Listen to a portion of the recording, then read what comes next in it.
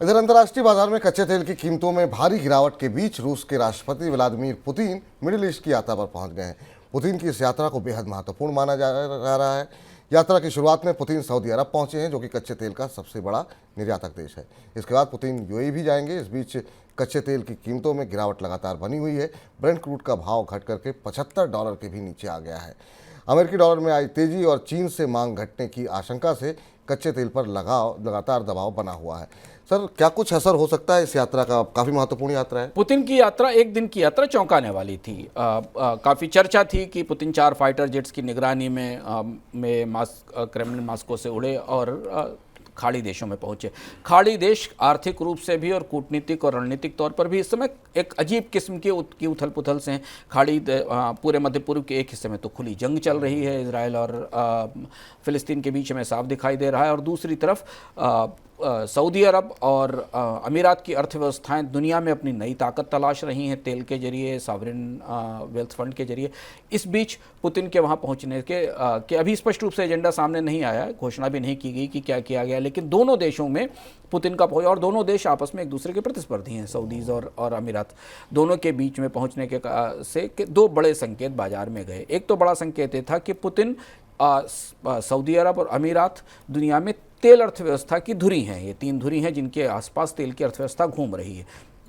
ये तीनों मिलकर दुनिया के तेल बाजार में कोई नए किस्म के गठजोड़ की तैयारी कर सकते हैं, जिसकी संभावना बनती दिखाई दे रही है। आपको पता है कि ओपेक में सऊदी और पुतिन ने मिलकर, या रूस और सऊदी ने मिलकर उत्पादन में कटौती की, जिससे कि कीमतें लगातार ऊंची हैं। अभी जबकि ये मुलाकात हो रही है तब कच्चे तेल की कीमतों में गिरावट हमें दिख रही है स्पष्ट रूप से, और शायद अंतर्राष्ट्रीय स्तर पर जिस मंदी की संभावना है उसे देखते हुए जो ओपेक देशों का लक्ष्य है कि कच्चे तेल की कीमत को $80 पर बैरल के आसपास रखा जाए, वो पूरा होता नहीं दिख रहा है। कीमतें अभी $75 के आसपास हैं।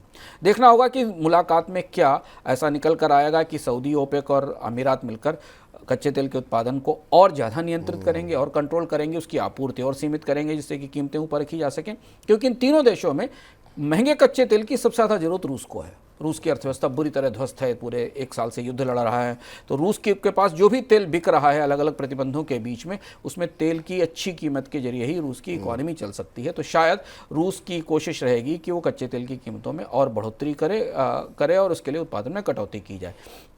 ये तो तेल की बात हुई। इसके अलावा जो रणनीतिक गठजोड़ बनता दिखाई दे रहा है, उस गठजोड़ में भी पुतिन का युद्ध के बीच में मास्को से अरब में जाना ये भी बता रहा है कि एक नए किस्म की रणनीति बन रही है, जिस रणनीति में परोक्ष रूप से आप चाइना का हाथ भी मान सकते हैं, क्योंकि चीन इन तीनों देशों को अपने तरीके से इन्फ्लुएंस कर रहा है और इनके साथ गहरे कूटनीतिक संबंध बना रहा है। लेकिन सवाल ये भी है सर, अगर इसी तरीके से कीमतें घटती रही तो ओपेक देश के पास क्या ऑप्शन बचते हैं? क्या कुछ करेंगे ओपेक देश?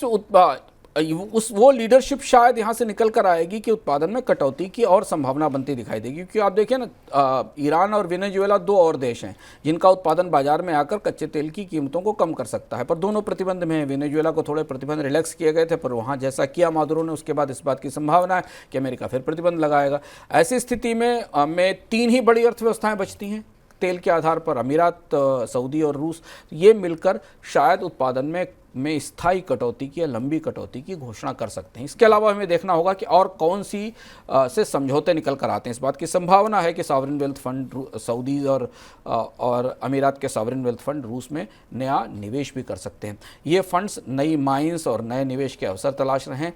चूँकि अब रूस से बड़ी अमेरिकन कंपनियां और यूरोपियन कंपनियां बाहर निकल चुकी हैं प्रतिबंधों के बाद, तो एक अवसर है सऊदी और अमीरात की अर्थव्यवस्थाओं के लिए कि वो वहाँ जाकर स्टेक्स ले सकें, निवेश कर सकें, जैसा कि चीन कर रहा है।